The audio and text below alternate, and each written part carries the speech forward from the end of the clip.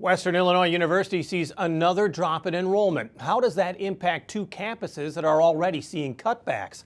And letting your kids grow with our Imagination Station in the cities.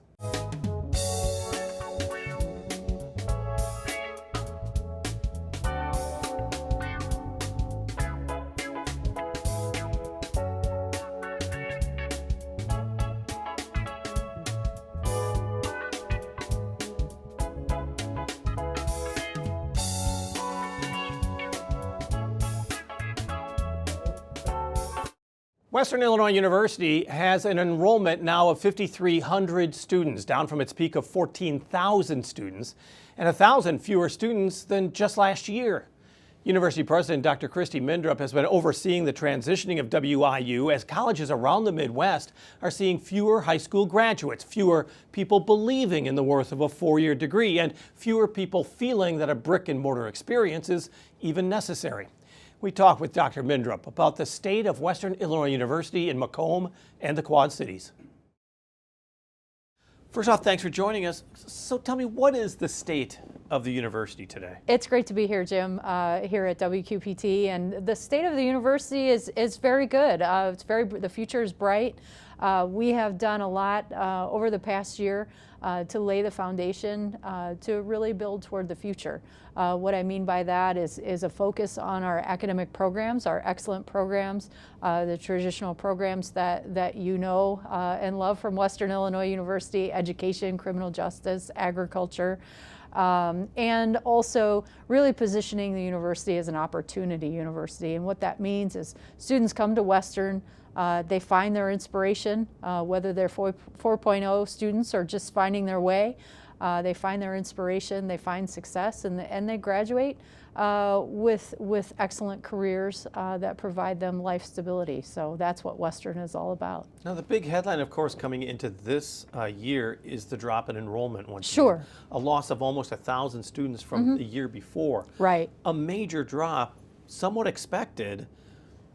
But how do you deal with a blow like that? Yeah, we don't see it as a blow, first of all. With the 5,300 plus students that we have at Western Illinois University, it's only a blow if you don't plan for it. So we know of universities across the country that are of all different shapes and sizes. Small universities, around 1,000 students, and of course we know some of the research institutions are upwards of 50,000. So it's all about the type of education that you want to provide your students. And Western Illinois University, being an opportunity university, is a space where we want to have that individualized attention for students. And so if you plan for a number, then you can be sustainable at that number. So a smaller number, we're really leveraging that to make sure that students understand that they can have that personalized attention when they come to WIU. You're also preparing for an even lower number next year. Possibly. That's if we do nothing. So we have a number of strategies in place to start to shift that number. We are at what would be sort of the lowest point of the population decline that we're seeing with college-age students. So we're again planning for that number, but at the same time, we're not resigned to it. So in other words, we have, as I said, strategies to expand our market. We have strategies to try some new initiatives. We are looking at the way we're organized and promoting our academic programs in innovative ways, looking at partnerships with industry, education, and other partners throughout the state and region. And so those are a few ways that we will really focus on that strengthening of our enrollment. As we were saying, about 5,300 students enrolled, about 2,300 online. Is that still a major target for Western, is to grow the online? Yeah, it's interesting. We do have a goal to grow our online, but it's interesting. Many of those 2,000 students are actually on campus. They just enjoy the flexibility, especially here in the Quad Cities. The students enjoy the flexibility. Many of them are working with families, so that flexibility of an online class is appealing to them. But they're also stepping foot on campus. So it truly is more of a hybrid experience. They are having the face-to-face interaction in addition to the online. Of course, we do have a percentage of students who are primarily online. There is the argument of the bricks and mortar institution. Sure. and the future of that. And I know that you're a big believer in it.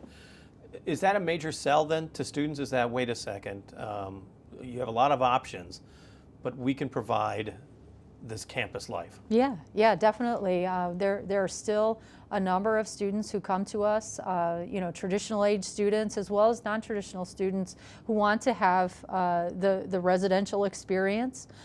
They want to have that campus experience where they're living in a space where their peers are as well, living and learning together, and having experiences in the classroom with faculty, hands-on in labs, the different spaces that you think of across a campus, whether it's athletic venues or musical venues. They want to have that whole college experience. So there's still a population. That population is decreasing though. So when you're talking about the value of the flexibility of online education and other types of formats that are appealing to the working non-traditional student, that's something that we need to build in as well, and ensure that we are meeting the needs of multiple populations. That's a track toward growth. Western is bringing on a new Vice President of Admissions and Enrollment Support. Richard Toomey is joining the staff.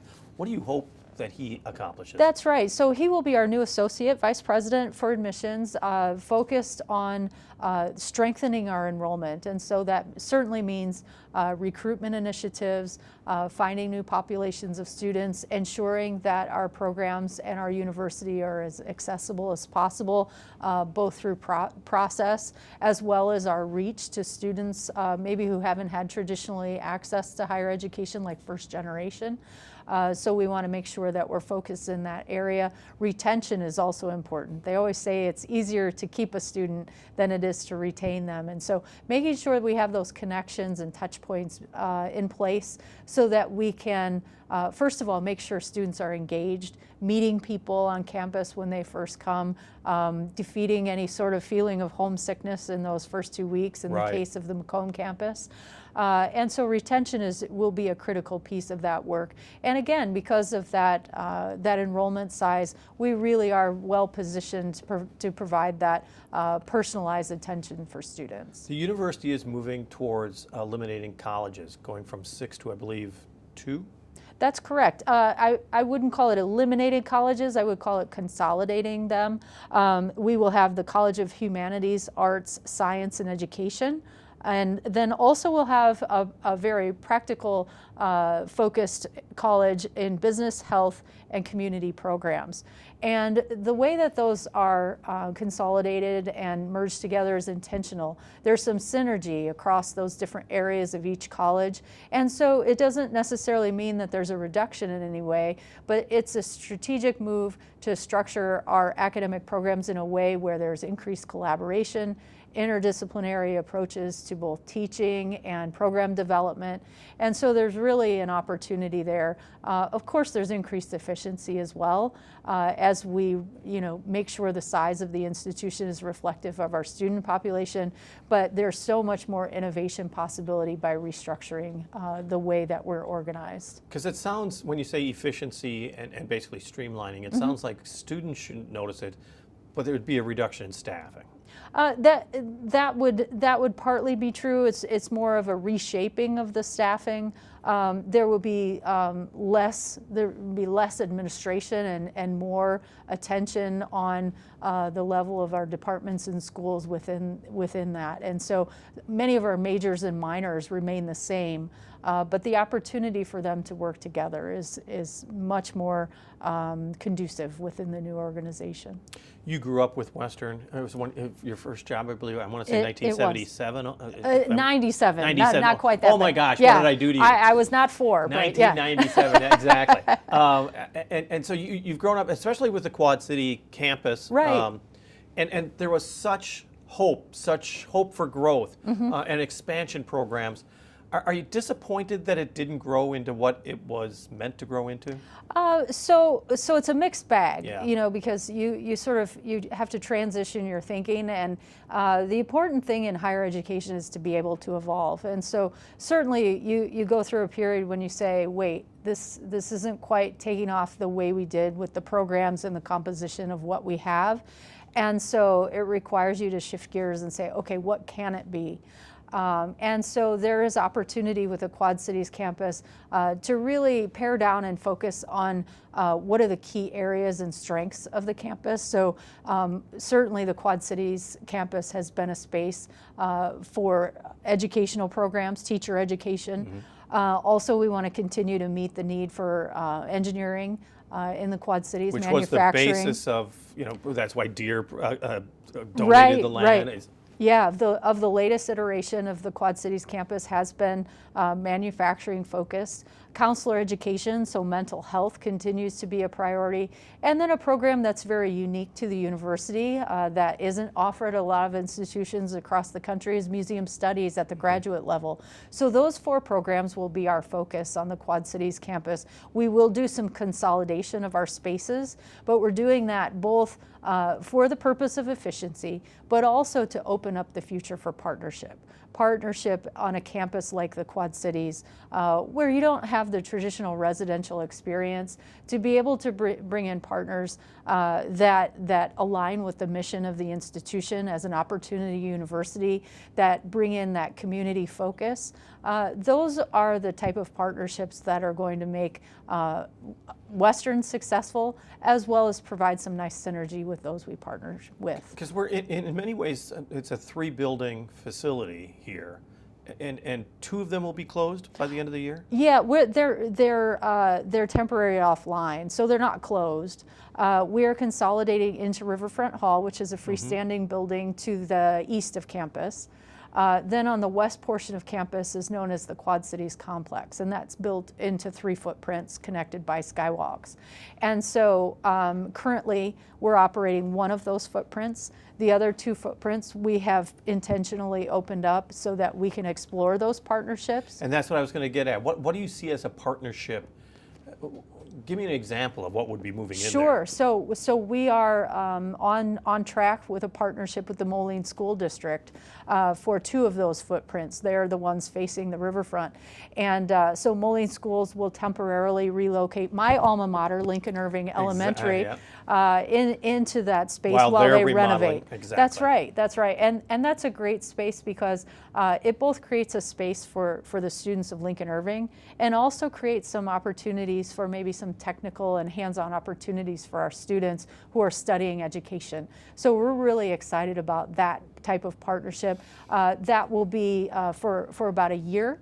And then that creates a little bit of a runway for us to ask the question, what's next for that space? And it also begs the question, what's next for the Quad City campus? I Right. mean, is Western still committed to Moline? Yes, absolutely.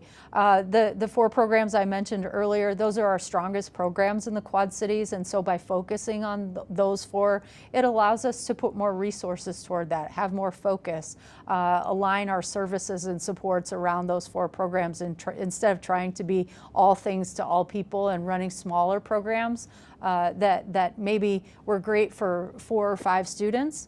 But ultimately, we want to offer those programs that are both meeting our student interests as well as the community need. We're talking about competition, of course, for students each and every year. Sure. And it seems that the trend is that so many students out of high school either are heading to the very large institutions, not going to college, or finding a private alternative. And it kind of squeezes out those smaller state-run schools. Is that the real problem for Northern, Southern, Eastern, and Western? That's a national issue. We're seeing that all over the country, that trend. I would throw vocational into the mix. There's an increased attention on vocational education, which is very important. You want a well-rounded society. And so when we talk about the enrollment changes, ebbs and flows, Western started in 1899 with 250 students. In 1973, had around 14,000 students, and now we're at 5. So certainly, as things change in society, you need to evolve as a university. And so as a public regional, we want to make sure that we're the right size, but we also want to make sure that we continue to serve the unique needs of the West Central Illinois region. Macomb, Moline, we're different than the rest of the state. There are different employment needs, different needs based on the economy of that area, that Western Illinois University still has a mission to serve. And you are growing in some ways still. It's not just a retraction campus. I mean, That's right. We were talking a little bit earlier before you started the program about the Goldfarb Center for Performing Arts in Macomb. What kind of a spark do you think that's going to add to the university? We're excited about that because, you know, when you think about a university campus, it's about the people. And any opportunity you have to bring people together for a common experience, whether it's musical, theatrical, both the programs and performances that we offer within the university, and also bringing artists and acts to the university, bringing people not just from Macomb, not just from the region, but across the state, traveling to that space on the Western Illinois University campus to have a shared experience, one that's full of energy, one that's full of excitement. That's the type of dynamic and energy that we want to bring to Western Illinois University through the Goldfarb Center for Performing Arts. Last question. You are the 13th president of Western Illinois University. I was reading an article about the fact that you had walked into the Macomb offices and you saw the pictures of the 12 men. Yes. And that it instilled in you the possibilities that dynamic change can happen and that you could lead it. As the 13th president, it's been a very difficult tenure so far. Any regrets that you've taken this job? No, not at all. First, lucky 13, right? We'll turn that around. But yeah, thinking about, I have a long career at Western Illinois University. Certainly, the position that I'm in, it's not one I initially set out for, but when called into the role, I felt a sense of responsibility, particularly at a critical time for Western Illinois University. I've worked with the people of Western Illinois University for decades now, and so the opportunity to reposition the university, celebrate our successes, amplify our successes, because while we're dealing with challenges, we also continue to meet our mission, graduate amazing students. They are in some fantastic positions across just a number of fields. And so that's what Western Illinois University is all about, is transforming students. And so the opportunity to lead that cause in a collaborative way in conjunction with our students, our faculty, staff, and communities, it's been a wonderful opportunity. Our thanks to Western Illinois University President, Dr. Kristi Mindrup.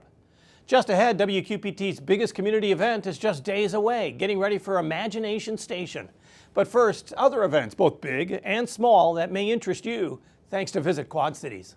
Check out the things to do this week in the Quad Cities. Start your week off by attending World Ballet Company's The Great Gatsby at the Adler Theater. Next, uncover the story of what is now the German American Heritage Center, then walk through downtown to explore the Erie legends. Then experience Halloween fun for all ages in downtown Rock Island. There will be live music, performances, and so much more. Next, check out local artists at the Rock Island Artist Market at Skeleton Key Art and Antiques. Then enjoy a concert of 3 mini recitals. Listen to the cello, piano, and the violin. For more events like these, check out our events calendar at visitquadcities.com.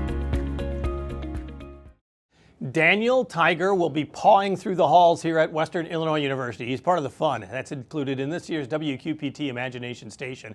It's coming up Saturday, October 11th on WIU's Quad City campus. Now, tickets may not last long. The chance to reserve them actually started earlier this month. WQPT Education and Outreach Director Melissa Gravert joined us to tell us what is different this year. So Imagination Station is actually one of the biggest events from WQPT. This takes a little bit of work, but I mean, it's amazing to see the families and the kids arrive. It is, yes. It's our biggest event of the year.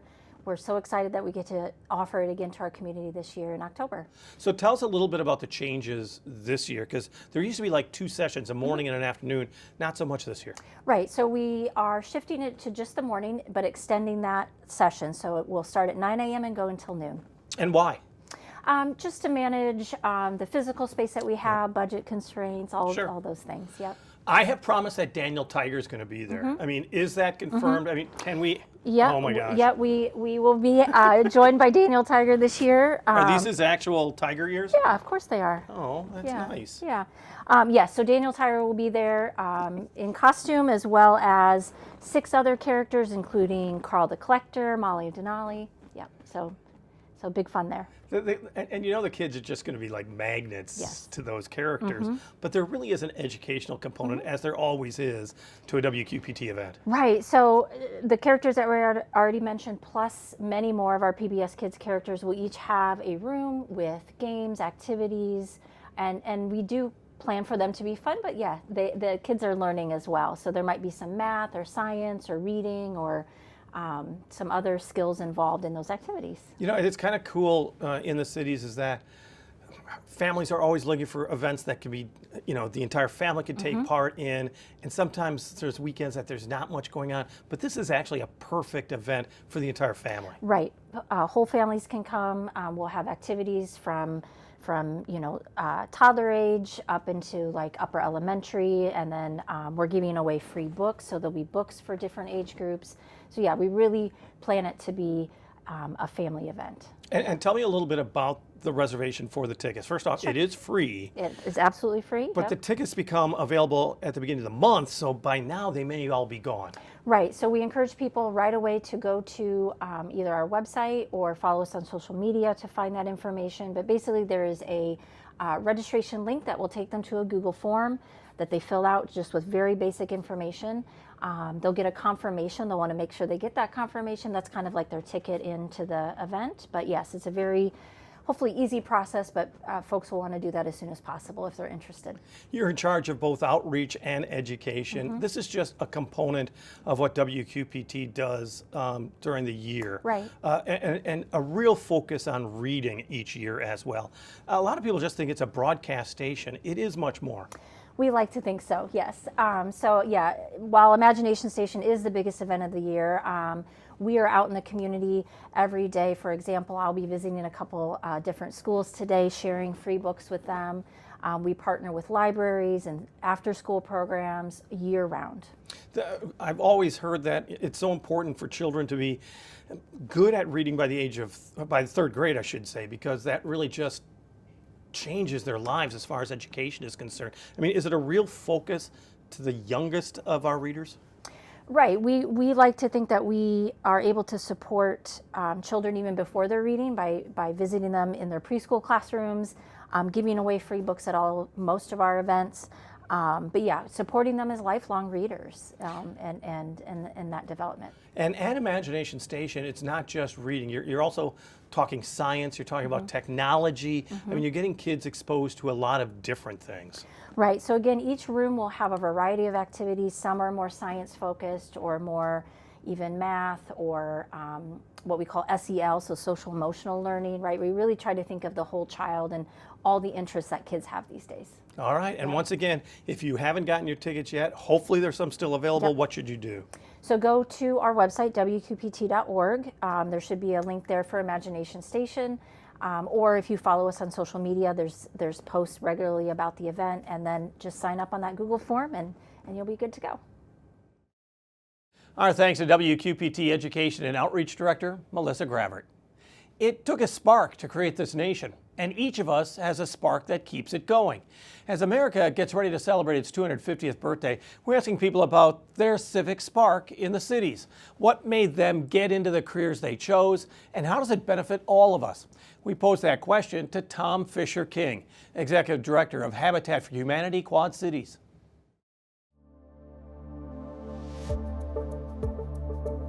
Habitat is important because it is providing families safe, decent, and affordable housing.